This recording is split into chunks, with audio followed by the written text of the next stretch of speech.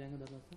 आज भी सारे बच्चे जा रहे हैं गर्दनी बाग धरना स्थल और शांतिपूर्ण ढंग से धरना करेंगे और पूरी तरह से रूल ऑफ लॉ को ध्यान में रखते हुए, और सरकार से भी कहते हैं, बीपीएससी से भी कहते हैं, आप भी रूल ऑफ इक्वलिटी का ध्यान रखिए। और यह आंदोलन 2.0 है। इसको हम लोगों ने 2.0 नाम इसलिए दिया है क्योंकि पिछला जो आंदोलन था उसमें सरकार का आरोप था कि इसमें राजनीतिकरण हो गया है।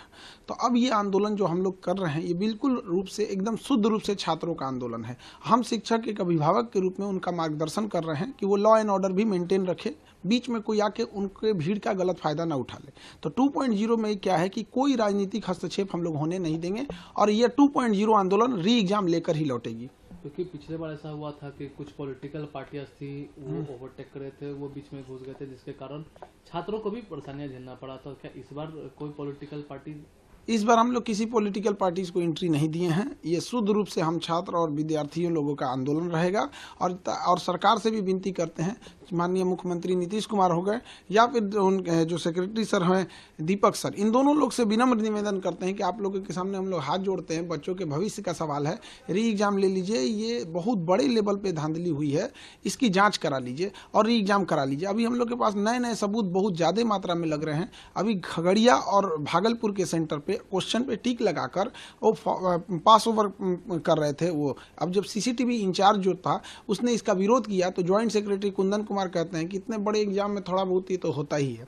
इसके अलावा सिवान का एक कॉलेज है जिसका हम लोग नाम हाईकोर्ट में बताएंगे, उसमें ब्लू कलर का बेंच लगा हुआ है, लंबा सा हॉल है और उसमें 35 मिनट एक्स्ट्रा टाइम दिया गया है। मोतिहारी का एक कॉलेज है जिसमें रूम नंबर 20 और 35 में वॉशरूम जाने के बहाने एक बच्चा उठता है और उसके जगह पे जो दूसरा बच्चा आता है वो दूसरा रहता है, चेंज हो जाता है, कैंडिडेट चेंज हो जाता है। तो इस तरह की जो बड़े बड़े धांधली हुई है इसकी जांच करा ले सरकार। और गया और नवादा के ना डीएम का कोई रिपोर्ट आया, ना ट्रेजरी इंचार्ज का कोई रिपोर्ट आया जो इस बात की पुष्टि करता है कि जो हम लोगों ने आरोप लगाया था, जो सबूत ढूंढने में 2 महीना समय लगा, वो बिल्कुल सही सबूत था।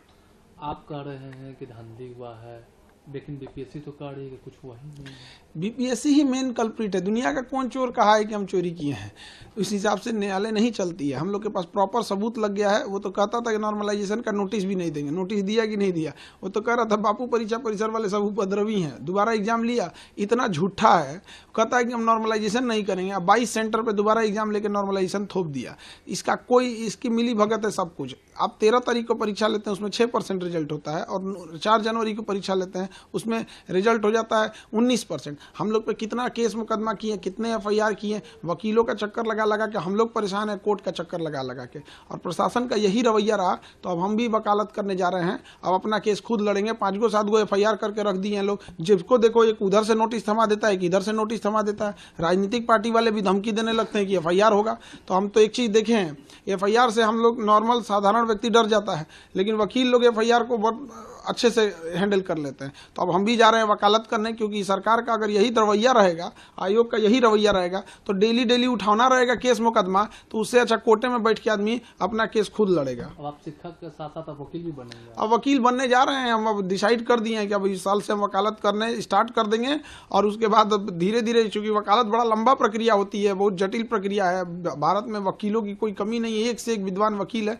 तो अब धीरे धीरे सतत प्रक्रिया है, लेकिन हम लोग को कोई बाहरी केस नहीं लड़ना है। उसी चीज का स्पेसिफिकेशन करना है कि जो बच्चों के धरना प्रदर्शन और इस सब में उनका न्याय दिलाया जा सके, ताकि उनको इधर उधर भटकना ना पड़े और उनको एक विश्वास हो कि अगर हम प्रदर्शन कर रहे हैं, पुलिस हमारे पे एफआईआर करेगी, डिटेन करेगी, अरेस्ट करेगी, जेल करेगी। तो खान सर जो उनके साथ लड़ रहे थे, कोर्ट में भी लड़ेंगे, वकील के ड्रेस में लड़ेंगे, ये वादा है।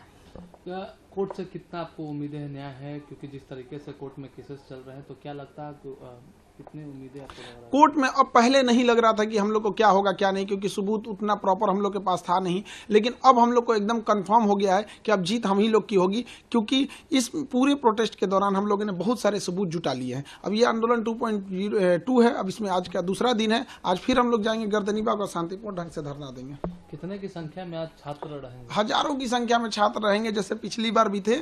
और छात्र जो है ये सीरियस स्टूडेंट है, ये सब वहां बैठ के शांतिपूर्ण धरना देंगे। और जो पहले ये कहते थे लोग कि मुट्ठी भर बच्चे हैं, कुछ लोग मजाक उड़ाते थे, आज वो सब कहने लगे हैं कि अब तो री एग्जाम होके रहेगा। जो अधिकारियों का ग्रुप था, इवन बीपीएससी के जो लोग थे, वो कहते थे कि अब री एग्जाम को कोई मतलब नहीं है। लेकिन अभी क्या है कि वो लोग भी कहते हैं कि अब री एग्जाम। अमर उजाला जीवांजलि के सारथी की मदद लें और महाकुंभ में स्नान जरूर करें।